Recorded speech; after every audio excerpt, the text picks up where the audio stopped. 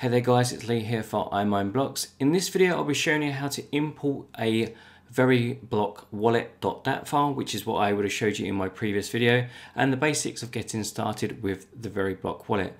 So if we just go back to my previous VeriBlock mining video, I showed you how to use the makeaddress.bat file, which created a VeriBlock address that you could use, and also a .dat file, which is the wallet file itself. So what I'm going to show you in this next section is how to set up the VeriBlock wallet and how to import that wallet, which is the .dat file, how to import that into your account. So let's pause that and we'll go on to the next tab. So from the main website, there is a link to the GitHub. So just to confirm that you are going to the right GitHub, of course, I'll provide a link in the video description to everything that you need. There is a wiki file. Again, I'll provide a link to this, but it doesn't really provide you with an awful lot of information. Just says to download the Node Core release. And it just says a couple of the features. It also says that to go to the backup tab and you can import it. So I guess it's a fairly sort of standard wallet, so hopefully it is. I've not used it before and hopefully won't run into any problems. So go into the VeriBlock GitHub file, sorry, the GitHub repo, and we're going to download 0.4.2. That's the latest version, released 4 days ago at the time of recording. So I'll be downloading the zip file. Obviously if you're on Linux, then download the tar file. Okay, so that has downloaded. Let's open it in the folder. So I'm going to right click on the file and we're going to extract it to a folder with the same name. By the way, this does require Java, so make sure you've got the latest Java version installed. I think I covered that actually on the mining video. So let's go up and find the folder. So it's the VeriBlock Node Core 4.2. So we've got Node Core 4.2 and the command line interface, and there's a start.batch file. So I believe that we need to run the VeriBlock node, and then maybe we can use the command line interface.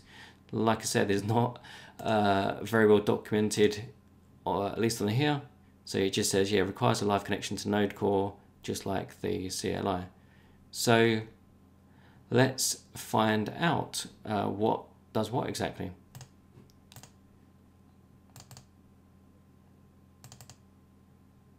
So let's see if we can start up the node core.bat.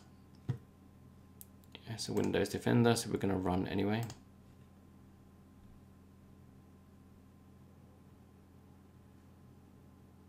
Okay, so maybe it's under this one here. So this Node Core Wallet UI. I guess that would be it, right? So let's download that. We'll just show in folder, and again, we'll just extract it to the folder of the same name.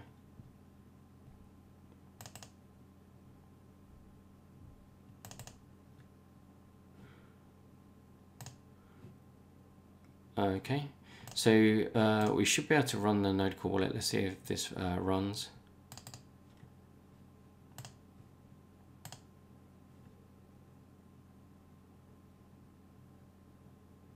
Okay, I think we're making some progress.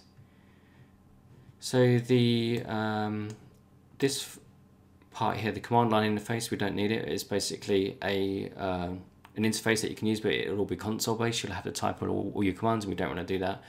For simplicity, I just wanted to use the GUI version so you can kind of see a little bit better what we're doing. So this looks like the VeriBlock mainnet wallet. So let's click on the get started. It does say that it should auto connect to the like a local port. So it basically loops back and connects to this node that's running. So let's get started and see if this works. So it says I've already got Node Core on this machine. I want to start it, install or reconnect. So okay, yeah. So down the bottom here, we've got a couple of options. So start node, install or reconnect. We're actually already running the node, which is this node here. And down the bottom, it's already connected and syncing. So let me just go to reconnect node, and it should kind of connect and sync up, I guess. Or it might have to wait until it's fully synchronized, possibly. Okay, so we might have to wait until this is fully synchronized, which is going to take a little while. So let's let that synchronize and we'll proceed from there. Okay guys, so it's taken a couple of hours, approximately 3 hours or so to become synchronized with the network. Once the wallet was synchronized fully, or should I say the node and the wallet was synchronized fully, I just clicked that bottom option, which was like reconnect to node, and then from there you can kind of select all of the options on this sort of side menu. So we've got send, obviously send out transactions. Transactions we don't have any because it's a brand new fresh wallet.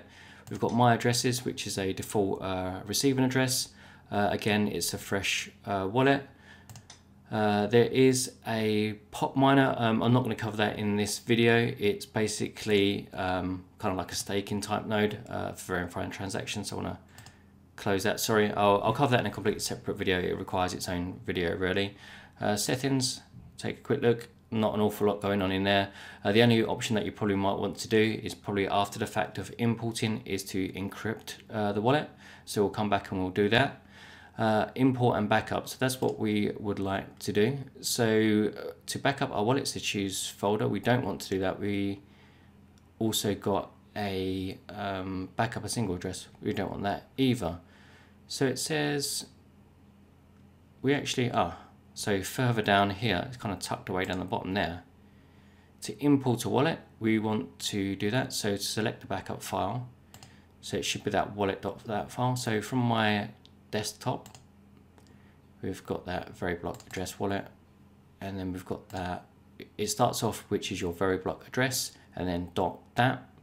So we're going to import this. So select it and then select open. And then I guess we press on the import. Okay, so it says wallet imported, new balance is 35 and some change. This added 0 new addresses. Okay, so now if we go back to addresses, do we see, yeah, we see 2. So we see our original wallet address, and then we've got our new wallet address here.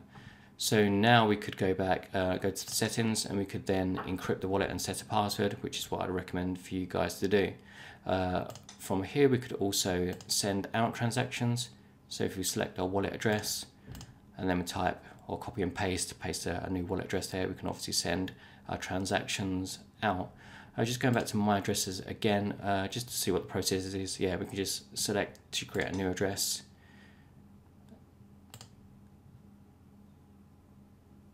Okay, so it just makes that an additional wallet address to the file.